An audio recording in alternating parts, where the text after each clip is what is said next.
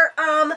I've just finished my oven gloves. This is a tutorial. I've just gone and done my video, and it's a bit too long, so I'm going to have a part 1 and a part 2 for my oven glove tutorial. So this is part 1. So I'm going to throw this up on YouTube, part 1 and then part 2 to follow. Thanks. Good morning. This is Jean here. This morning we're going to be doing I'm going to be showing you my oven gloves tutorial. I woke up all excited thinking, oh, I've got to do my oven gloves tutorial. And I was looking at my comments and people were like, oh, I can't wait for these oven gloves. And I'm thinking, we don't have a life. We got to get a life. Like, we're getting excited over oven gloves. This is ridiculous. But anyway, I'm excited over my oven gloves. So I'm going to show you how I made my oven gloves. Interesting. Yesterday I was telling you about the just as an aside, of course I have to do an aside. I was telling you about the materials that we use. It's called Insulbright. Actually, hold up. Real quick, I was telling you what this is, what we're using inside. I don't know what other countries have. This is what we have in this country. We may have other stuff also, but it's Insulbright. And just to clear this thing up, it says not to be used in the microwave. Well, apparently, you know, I was all confused. Like, why would you put these things in the microwave? Apparently, there's things like a baked potato holder or a bowl cozy, they're called, like, so your hands don't get hot.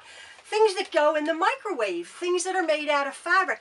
Well, here they are, just to clear it up, they are 100% cotton. 100% cotton fabric, 100% cotton thread, 100% cotton batting.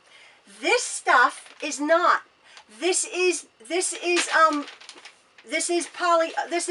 polyester. Yeah, this is polyester.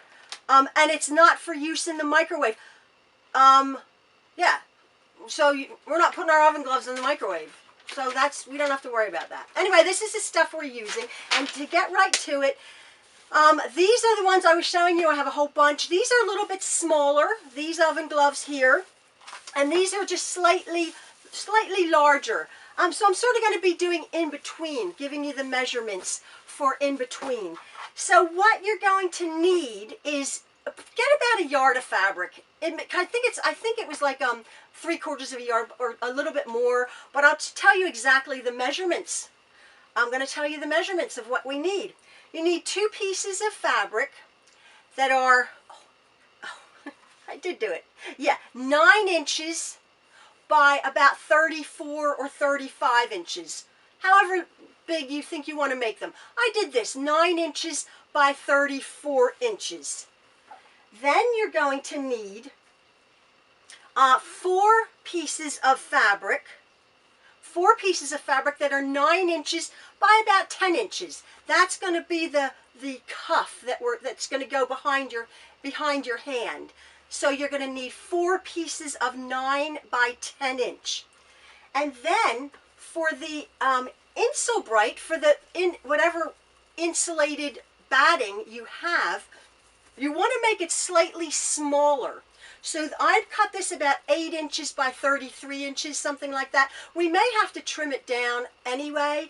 And the reason I'm making it smaller is because we don't want all of that bulk. There's going to be like 8 layers of stuff like that up here with your binding and with your batting and with your stuff and with this glove. So we might trim this down anyway. So I just made the Insulbright smaller, about 8 by 32 or 33, and the same exact thing with our batting, our regular batting. You need 1 piece of that, 1 piece of the Insulbright, and then of the regular batting, you're going to need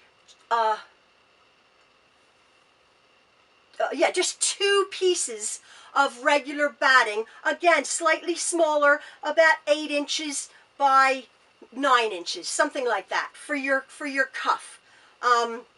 So that's what you need. And then also, I just whipped this up. You're going to need I just cut about 3 yards, a little bit more of binding material. And I did just whip this I just did put this together, so literally it's 2.5 inches wide, not quite 2.5 inches wide. I usually make my binding 2 1/4, but I made this maybe 2 and not 1/2, the one between that, that measurement, what 2 and 1/4 or 2 1/2, the one in between, and I just sewed 3 strips with the fabric, so I think it's like a little bit over 3 yards, just to so we have enough. So that's the materials list for your oven glove. Now what we're going to do, hopefully my camera won't go off, what we're going to be doing is you're going to be, you see that I haven't curved this. You're thinking, how did you get the curve? We're going to come to that later. I'm going to lay a piece of fabric wrong side up, that's the one side, and then I'm going to be laying my Insulbright, my insulated batting.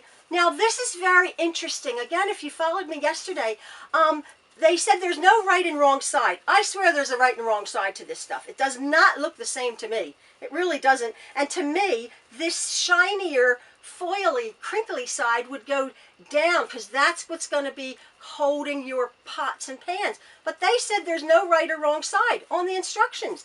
I don't understand it. So anyway, you're just going to lay this down on your fabric. Again, it's slightly smaller. Smooth that out. And then you're going to lay your one piece of batting on that. These are really easy. I was thinking about, like, this is really easy to make. Just smooth that down. And you'll see that they're not the full size of the oven glove itself, but that's fine. I'll show you how we address that. And then you'll take your other piece of your oven glove, having nice and pressed it, so it's nice and what you're working with, and you're going to match it up onto your layers there. Now what we're going to be doing, so we have four pieces of materials here. So what we're going to be doing is we're actually going to be taking this over to the sewing machine and we're going to be quilting it. Now how I quilted it on my oven gloves here, you can't really see how I quilted the body of these gloves. I just did, like, I started in the middle, a line down, and then maybe 2 on either side. That's it, and then the fabric is quilted. So it's just one line right down the material. If you want to pin it, you probably want to just pin it to keep everything solid when you're sewing it, making sure you don't get any tucks in it. Yeah, if you don't, yeah, you get a tuck. What's a tuck? So yeah, so you want to just sew it right down there, and then maybe 1 or 2 on either side, leaving the edges free. About an inch or so, or whatever it is. So I'm going to actually be going to my sewing machine, and I'm going to be quilting this sandwich here. It's easy. Do you see this? I mean, it's easy. So I'll be going over to my machine and showing you. I'm going to be stitching right down. I haven't pinned it because right down. Yeah, I don't know, I'll pin it. I'm going to be stitching right down the middle. Now again, this is black thread. Up pretty much down the middle. I can eyeball it end to end, smoothing everything out. Just sew that right down the middle.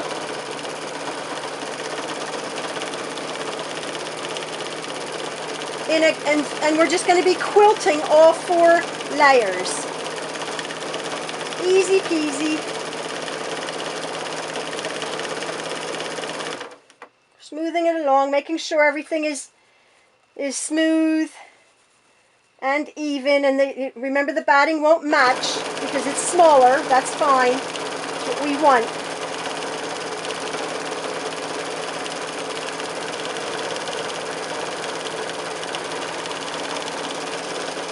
And right off. Now I'm just going to go back, and I would say probably about an inch, because you can get another inch there and another inch there and another inch there, just across your oven gloves. So maybe an inch apart. And then you want to leave the end. We'll address the edges in a minute. So I'm just gonna be doing that. Finished quilting my 4 layers of my oven glove. Now it's important, you can see, but it's important when we go to construct this that the insulating batting is towards the outside, and I'll show you what that means. But we've done that real easy, just my stitches down, and it's a quilted, it's quilted fabric now. On each side it's quilted, but we're going to put that aside because we're going to do like the cuffs. So remember, we had 4 pieces of fabric. You want to take just 1 piece of fabric, and then we're going to add wrong side up. You're just going to add, the batting like that, and you're going to put the piece on top of it.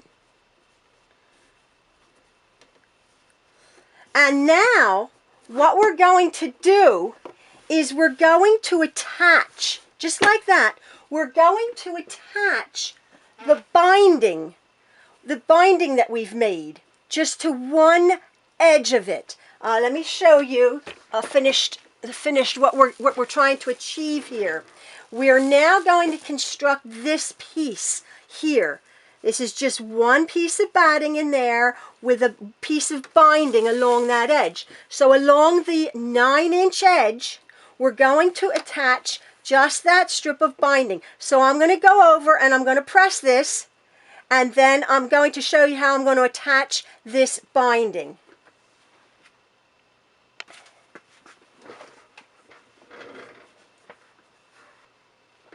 So I've actually just gone over to my ironing board, and I've folded my binding material in half. And actually, I was thinking maybe I just to digress for just one moment. Perhaps if you're beginners, you might not know how to do a binding. So real quick, I just grabbed this scrap fabric. How I do my binding is, if it's the whole length, what you want to do is you want to put your, this is about 2.5 inches, 2.25 inches. You want to put your fabric, I always do it just slightly, a little bit bigger. And then if you can see, you're going to stitch from that corner to that corner. So I just put this under the machine. This is so you don't have just a straight stitch, using black thread. So I stitch like that. My scissors. And then I just cut that off like that. And there you have a nice binding that when you turn, you're not going to have, you're going to press that, you're going to press this open really, really good on your ironing board, and then you're not going to have a great lump of fabric as if you did it, you know, right sides together, and you'd have that seam there. So that's just an aside. I'm sure most of you know how to do binding. So that's that. So I'm going to take my binding that I've already made, and I'll just cut a piece the size I need. And what I want to do is I'm going to be attaching, doesn't matter which side, because they're both exactly the same. I'm just going to be sewing this onto the raw edge to the raw edge of this little sandwich. I'm going to be attaching this binding about 1/4 inch along. Now I'm using black thread, and this is a red and white. This is a red and white binding. I'm okay. It's all right.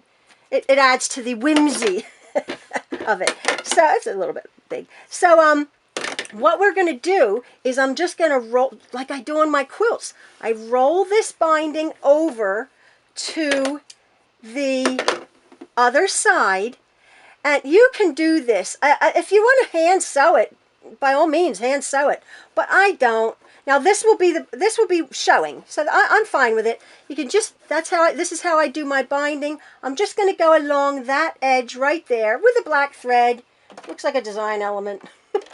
And I'm going to just roll that binding right over on that seam and finish it up.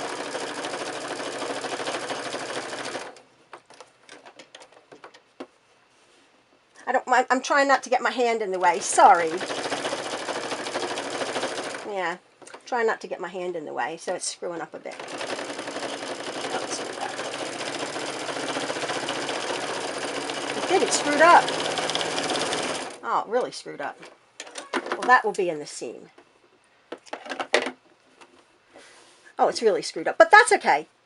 That's all right for demonstration. I screwed it up there a little bit because I'm trying not to get my hand in the way. But I'll do the next one. I'll do the next one. Right side, wrong side up, piece of batting. A little bit smaller, piece on the top. And pardon me if my hand gets in the way, because I'm not sitting exactly, because of my camera, I'm not sitting exactly in front of my sewing machine. So I messed that up a little bit, but it's okay. So I smooth that out, just scratch it along there. Take my bit of binding. I'm going to try to do this a little bit better. And try to more sit in front of my machine. Here we go. Just stitch the raw edges together.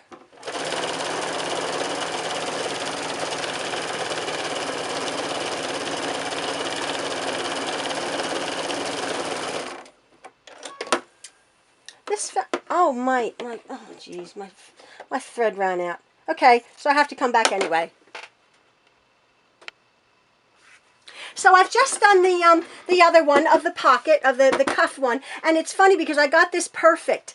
This one I didn't, because I'm trying to, my camera's in the way, my tripod, and I've always said to you, remember I always say you always want to sit right in front of the sewing machine. Right, so it's right in front of you, and I wasn't. I was sort of to the side because of my tripod. I'm just trying to figure out, that Jenny Doan, on her tutorial, she sews standing up. I don't know if I could sew standing up. I don't know if I could sew standing up. But when I sew sitting down, I get it right. And here I did this one. This is right top stitched along. Again, it's binding. If you want to do binding, you know, sew it to, well, there's no right or wrong side on this. On the right side, and hand stitch it, by all means, knock yourself out. I machine stitch mine. So now I'm going to take it over and I'm going to show you what we're going to do with these bits here. Now I have this piece that's already quilted with the insole right side down, okay?